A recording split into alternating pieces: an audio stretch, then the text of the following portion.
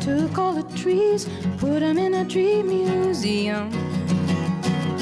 And they charged all the people $1.50 just to see 'em. I said, don't it always seem to go? You don't know what you've got till it's gone. They paved paradise, put up a parking lot.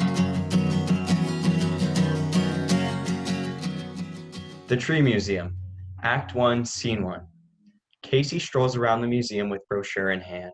Sam enters but doesn't notice Casey because they are preoccupied with the redwood tree.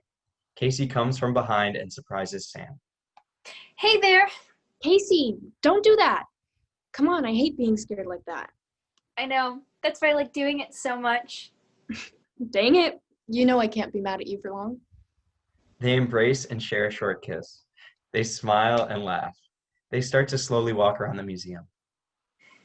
So, where should we go today?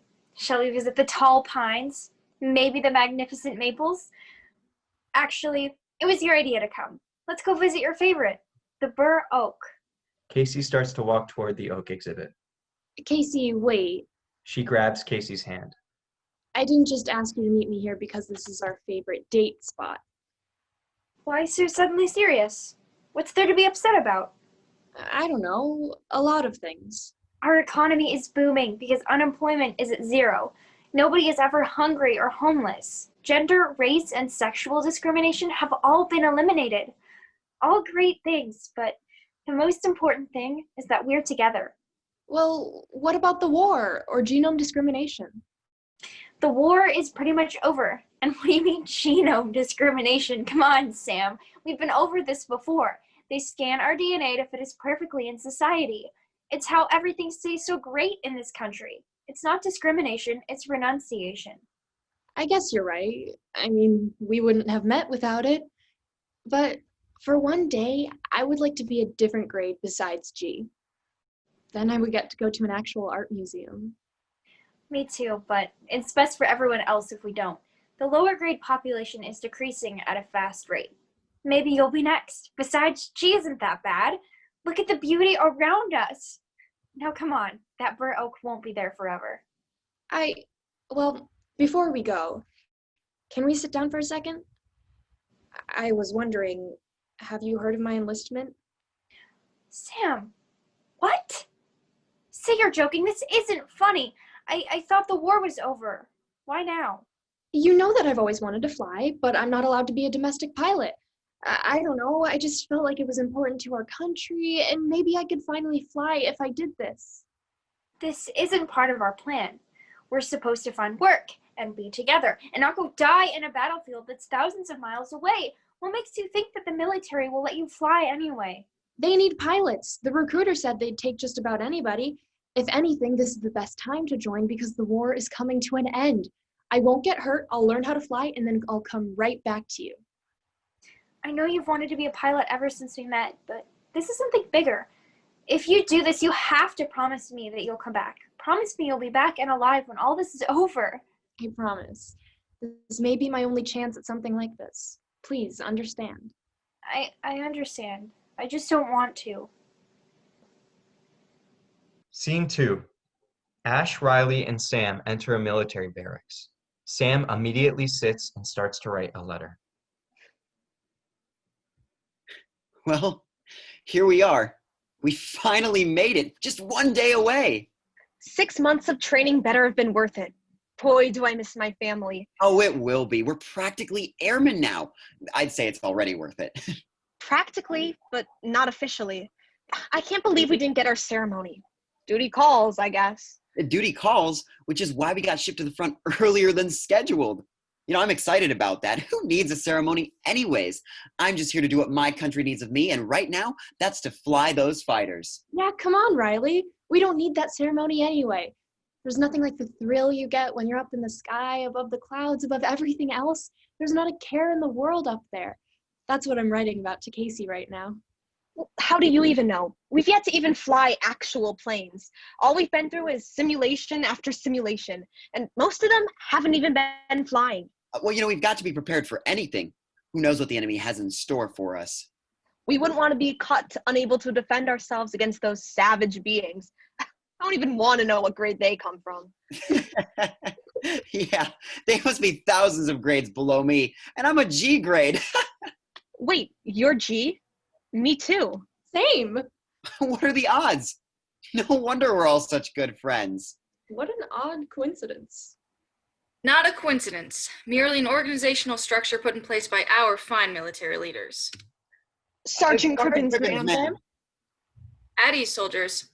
I've come to your quarters to bring you some news that a few may find rather upsetting. You see, the frontiersmen have made a military maneuver that we were not planning on.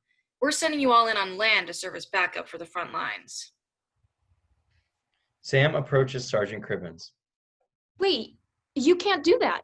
I didn't sign up for this. Unfortunately, you did sign up for this. Look, Sam, I'm sorry. I don't have any say in this. I was really pushing for you all. I quit then. Keep it down, will you?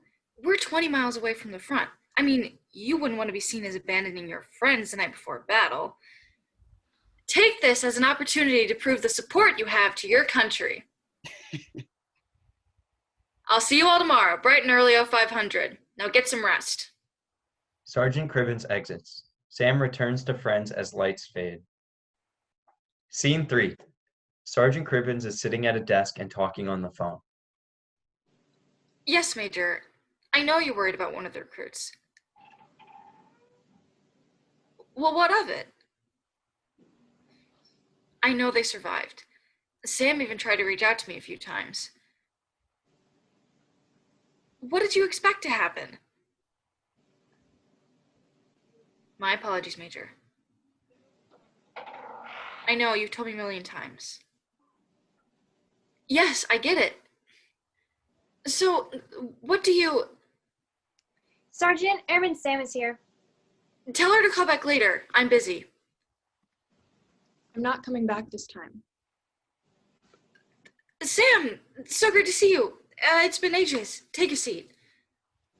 I haven't seen you since the night before the attack. 3 weeks ago. Where were you that morning? I'd been called back by the Major. Some important logistics that needed tending to. Do you even know what happened? Half the company is dead. The other half got off lucky with some life-changing injury. Whose idea was that? We weren't trained for anything like what we saw that morning. I'd been told the casualties were grim. Why aren't you in the hospital with your squadron? Not once did you visit. I can't believe I thought you actually cared about us.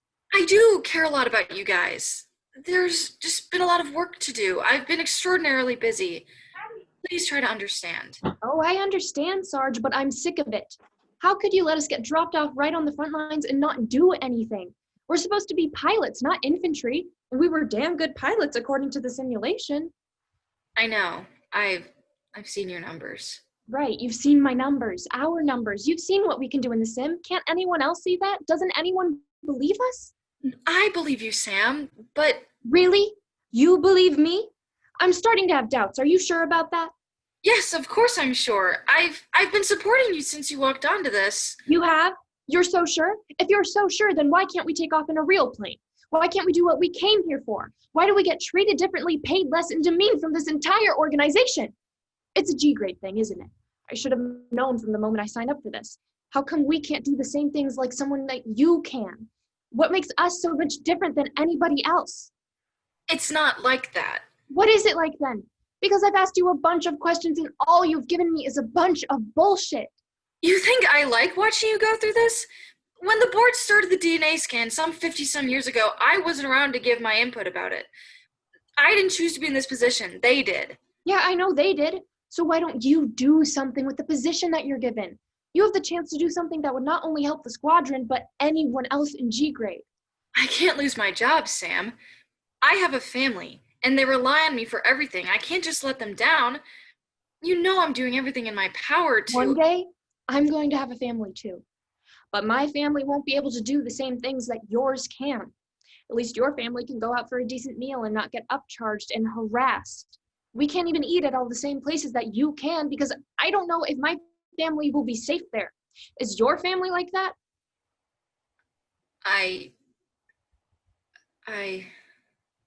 You know, when I was out there on the front, the enemy was dropping leaflets. They promise equality over there, no matter what our scan results are. You can't go over there. You'd betray your country. I don't have a choice. It's what's best for my future. It's not what's best for anyone. If you say that kind of thing again, I'll have to report you. They slaughter innocent people over there. You're not joining them. And no more talking back to your superior. This conversation is over.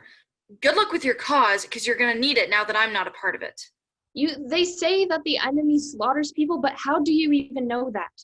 I don't need your help. I quit. I'm leaving this place, this organization, this country forever. Goodbye. For good.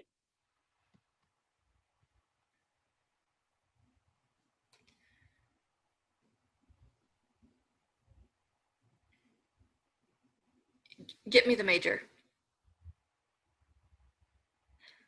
Yeah, she just left. Much smarter than the scan predicted. No, everything checks out. It'll be fine. She's on her own now. Won't bother us again. Nope.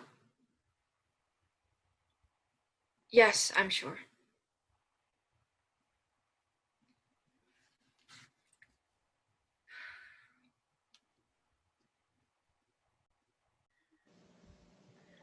Scene 4. Business as usual at the Tree Museum. People are walking around through the exhibits. Casey enters.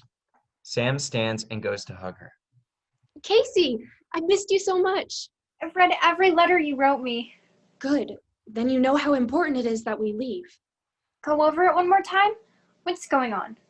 We have to get out of this country. There's something very wrong about the grade system. They got a bunch of us from G grade and put us in a company together. Then at the last second, they dropped us off on the front lines and most of us got slaughtered. I barely got out alive. The government wouldn't do that. They can't do that. That's basically murder. I know, and the entire G grade is going to get murdered if we don't go right now. But why would the freest country in the world kill their own people? Because they think that we aren't as good as the rest of society. Remember when you said the lower grade population is going down? I think it's because they're dropping people off on the front lines and letting them die.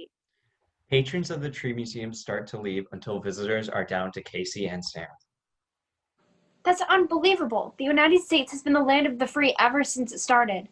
I know, right? Now you understand why it's so important that we go. I'm so sorry, Sam. It's unbelievable. There's just no way that what you said is possible. It is. I was just there. I know it's crazy, but that's the world we live in. You've been so different since you joined the military. Did something happen to your head? I think you need help. I don't need help. We need to get out of here before something happens to us. 2 officers rush in from both sides of the museum. They've already gotten to us. It's too late. Sam tries to run but gets stopped by the officers. You're under arrest for treason and attempt to terrorize the general public. Sam struggles and tries to free herself. I knew they were coming for me. That damn Sergeant Cribbins. It's all her fault. Don't hurt her. Casey, look at me. I love you. I'm sorry it had to end like this. I promise I'll fight it. I'll get us out of this. Sam, I'm so sorry. It'll be all right, Casey. Just don't let them get you too. They won't. I'm so sorry. I was scared. You were scaring me. I thought they would help. Sam stops struggling. Casey, it was you? Why would you? Please don't blame me. I was worried. I didn't know. The officers take Sam off stage while reading her rights. You have the right to remain silent, the right to an attorney. Thanks for the tip. We'll make sure she's well taken care of. Sam! What have I done? End Act 1.